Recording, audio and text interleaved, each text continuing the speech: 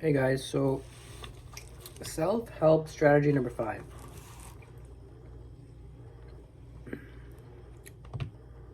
It goes over 3 strategies. I will go through them now as well. The first one is called mindfulness. So these are strategies for people who have anxiety. Mindfulness is also known as non-judgmental observation. You know, like when we say in society, don't judge, right?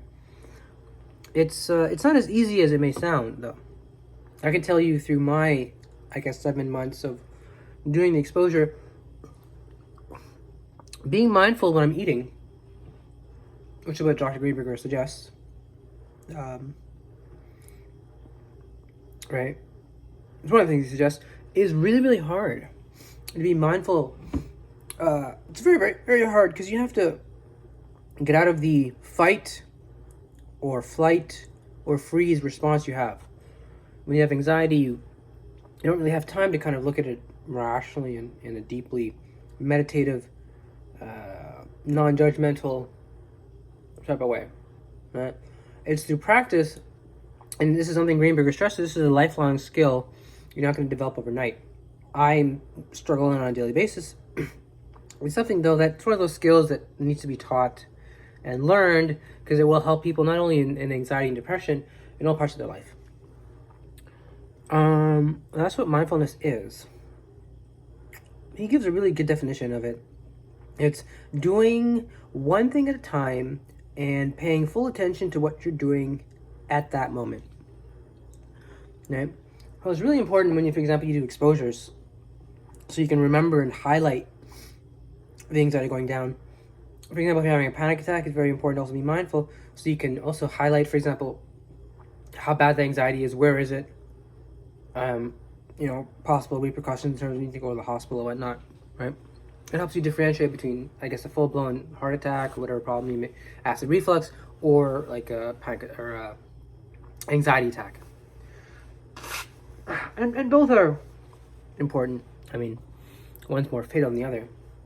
In the long term, statistically, mental illness is possibly more fatal. Okay.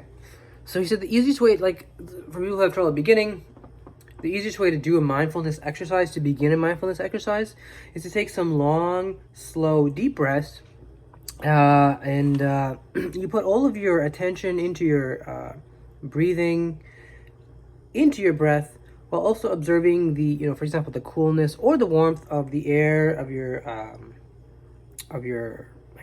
breath, or in your mouth, right? Or in your nose. Right? Example, if you're on the floor, lying, for example, face up on the floor, you may also notice your chest, right, rising and falling, and you may notice a sense of relaxation. He says if you can do that 3 times, if you can kind of do a mindfulness breathing 3 times, it's best to sit. Let me show you. Just sit as comfortable as you can. My therapist is basically sit as comfortable as you can. And if you prefer to lie down. You can also focus on your chest going up and down while lying down, for example, if it's too hard to sit. During this mindfulness exercise, right, what's going to happen is it's going to be very, very normal to have your mind wander, right? And when this happens, you want to non-judgmentally observe it and gently bring your attention back to your breathing. It's all about the breathing, right? He basically calls it mindful breathing, right? So if you find, for example, when you're doing it in your mind, your thoughts are just going to the random things that make no sense, observe it. Don't judge it. Don't say you're stupid or you're dirty or you're good or you're horrible or you're not doing this right. Just observe it. Okay, so that's right. And then remember, go back to your breathing. Remember breathing. Imagine like it's it's in your head and you're remembering it. And now try to remember that you're in front of this thought and you're breathing. That's one of the best ways I find anxiety is if you actually personify it as a thing and imagine it's in front of you and you're talking kind of like not to it, you're talking in the presence of it. So I think that would help with this as well. Breathing is very important. So this mindfulness, and he said you can do it not just with breathing. You can also do it with eating. You can do it with walking or drinking. Right? You understand what I'm saying? If you can, he says you can do it in those basic 4 things. Through breathing, and again, the definition is basically doing one thing at a time and paying full attention to what you're doing at that moment. It's very hard to do. I mean, when I was doing my exposure videos in the beginning, I mean, when I was first doing my exposure videos in the beginning, I found it very hard to actually stay with the anxiety because it would always go to fear, or it would go to like, can I just finish this food, or I don't want to do it. I would never find this kind of little in between, you know, flight and freeze. I wouldn't find this middle ground of just stay with it. You'll find the emotions will normalize, and that's kind of was the hardest part of doing the exposures, and that's something I still try to do every day. It's a skill. It's a skill you learn to become mindful. You can do it while breathing. You can do it while eating. You can do it while walking. You can do it while drinking. So the second strategy he goes into is actually he's still going to go into mindful breathing. And one of the ways I guess he's doing this is through acceptance. Acceptance, okay, obviously everyone knows where this is going. I'm gay and I'm Muslim. And acceptance, basically, Greenberger says, is meaning embracing thoughts or moods. Okay, remember what thought or a mood is, right? Thoughts are kind of like what you're thinking. Moods are kind of what you're feeling, right? That are unpleasant. Okay, so you have to embrace these thoughts or moods that are unpleasant, and it's an alternative to avoiding those behaviors. So for people who have anxiety, they'd either avoid what they're supposed to be doing, like going to work or self-care, family commitments, or right, or they would basically, I guess, do like somehow I'm strong enough. I'm gonna will my way out of depression or anxiety and start going 110%. I mean, you could do that if you're Superman. For everyone else, what's gonna happen is you're gonna burn out and you're gonna feel worse because you failed. What you gotta realize is you gotta actually, instead of changing your behavior, change your thoughts or your moods, right? Practice embracing thoughts or moods that are unpleasant, right? That make you feel painfulness. I've talked about avoidance a lot before. I'm not a big fan of it. As I said, if you have a problem, as I said in my first video, take the solution, like figure out the solution. Like, if your room is dirty, go get a dustpan. And I mean, it makes complete sense to me. I mean, it's hard. That's a given. I mean, I mean, that's true. I mean, it depends on the problem, right? I'm thirsty. I'm going to drink this Coke now. I'm going to drink some Coke. That requires some effort on my part.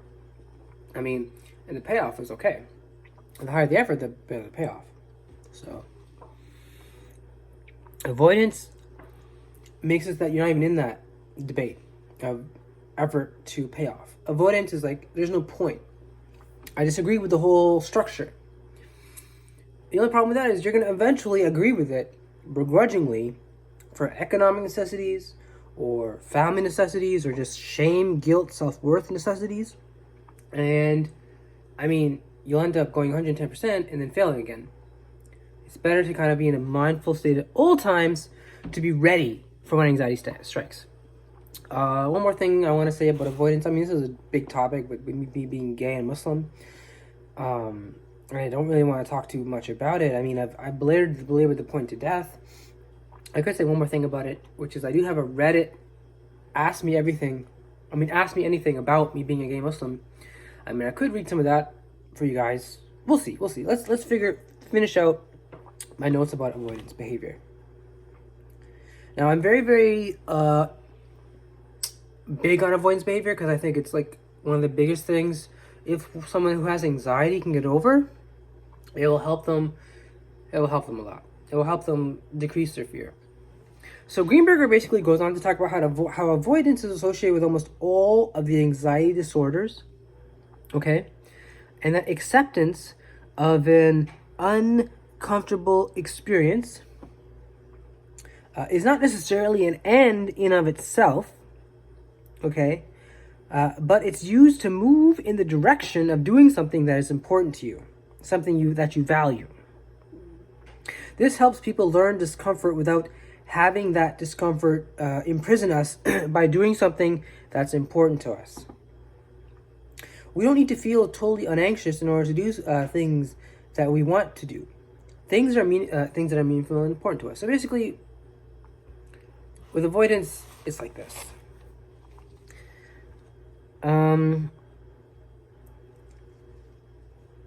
You either do the thing or you don't, and if you don't do the thing, you'll come with, you won't. Like I won't do my exposure. I won't do it. I swear I won't do it. So what happens is eventually, you won't learn that you can feel discomfort without having discomfort imprison you. Right? You can be in control of your discomfort, somewhat, in the levels of your discomfort. Once you realize discomfort is something you can control, something that, for example, can be turned on and off, then smart human beings realize rationally and intuitively, if you can understand the mechanism of how it works, well, just turn it off once you figure out where the light switch is. That's what avoidance behavior is trying to, right, not help you do. It's only by acceptance, right? Acceptance of your problem. I'm a gay Muslim, and I'm going to be frank. That's who I am. I'm a gay Muslim, and that's not going to change. That's a problem. I could either avoid it and do what I always do, which is avoid it, and then kind of work really hard to somehow get rid of my depression. And I always end up falling back into this pattern of, well, oh crap, like I'm gay. I can't believe this. I mean, the eureka moment for me came one time in therapy. My therapist told me to do something, which is he told me while in the shower to put the water on my face and to try to imagine some sort of calm place. And at first I didn't really believe him when doing this. Finally, after doing this over a period of about a week, I ended up having this very powerful experience while taking a shower where I realized I'm gay. And that I'm not going to run away from it. In terms of, like, it cannot be lost from me. I can't lose it. I can't run away from it. It's like a jogger. It's always going to catch up to me. No matter how fast I run, the jogger will always catch up to me. And that was a very, very powerful moment for me when I realized, I mean, as much as I can tell myself and pray to God and believe in my heart of hearts deeply that homosexuality is, disgusting and an affront to God and makes you weak and it's just wrong and it makes you a sissy and it causes pedophilia and it causes, just animal sex and all these ridiculous things. You won't, like, once you believe these things, look, it's very powerful. I mean, you can't believe that and also expect yourself not to somehow have a reaction. I mean, you can't force yourself to believe something that doesn't exist. I mean, I don't mean to be rude. I'm speaking scientifically here because I have OCPD. I don't mean to be rude to anybody. Religion, I mean, we most people who follow religions get a free pass in terms of, oh, it's not real. Because, I mean, are you really going to, hey, man, it's not real. I mean, it's a philosophical thing. We can be civil about it. We don't, back in the day, we'd kill each other over it. Now we're civil about it. So my whole type of, I guess, point to all this is you can be as successful as you want. I was very successful at that time. I was in complete denial. I did not accept who I was. I wasn't doing exposures, and I was also not accepting, against my psychiatrist's advice, by the way.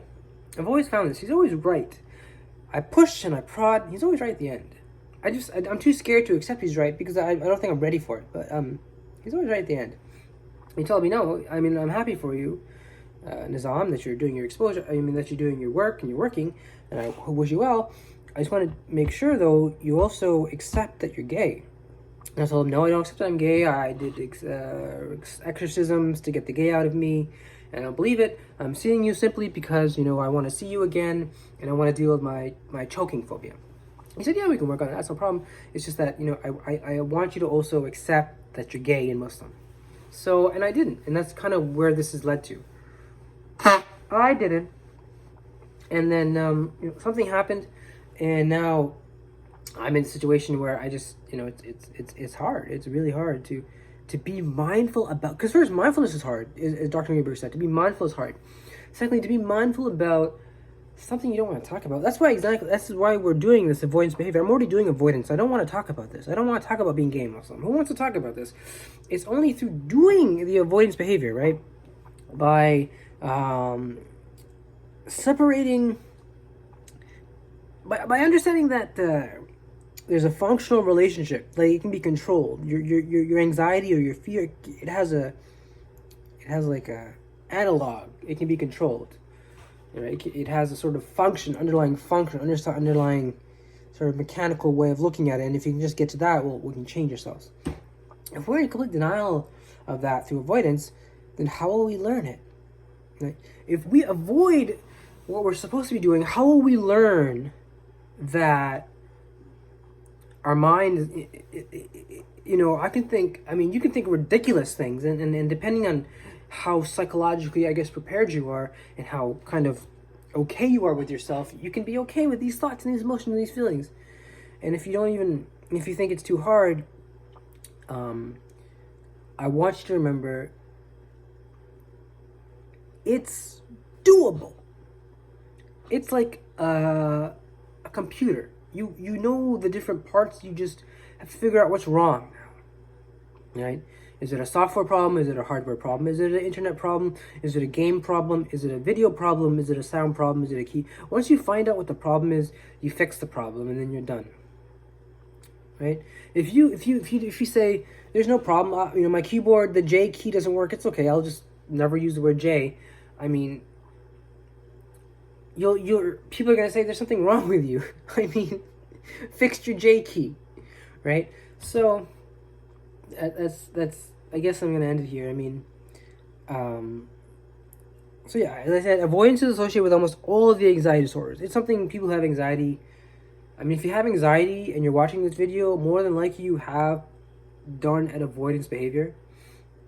And so, acceptance, right? And I want to make this very clear: acceptance of an uncomfortable experience, whatever it is, right?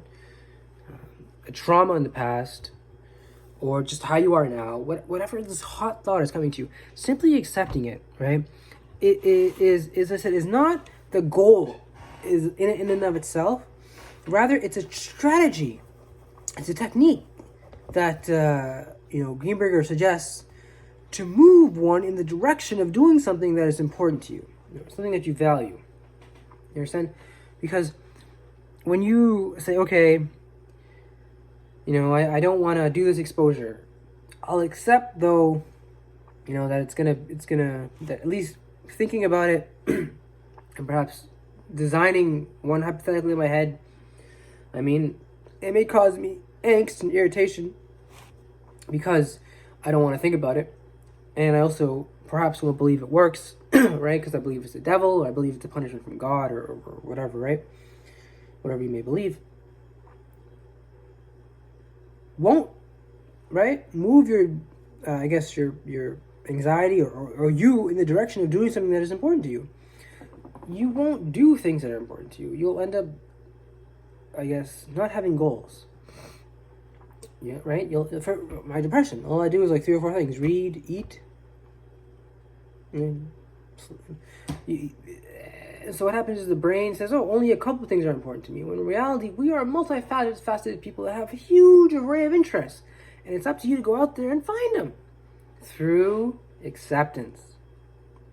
So, I mean, I want to talk more about this. I don't want to belabor the point. It's also painful for me to talk about it because, as I said, I opened it up to you guys about this story in the shower, and it's really, really hard to deal with. To just deal with every day that I'm gay. I mean, it's not like one day I'm gonna wake up and be like, oh, it was all a dream. I mean, so at the end of here. I mean, I hope I, made this video clear for you guys, and yeah, guys. So we'll just stay with it. The anxiety went from 0, and it stayed at 0. I'm doing my exposures now, and it stayed at 0. So with that being said, there'll be a new video tomorrow. Remember, guys, stay with it.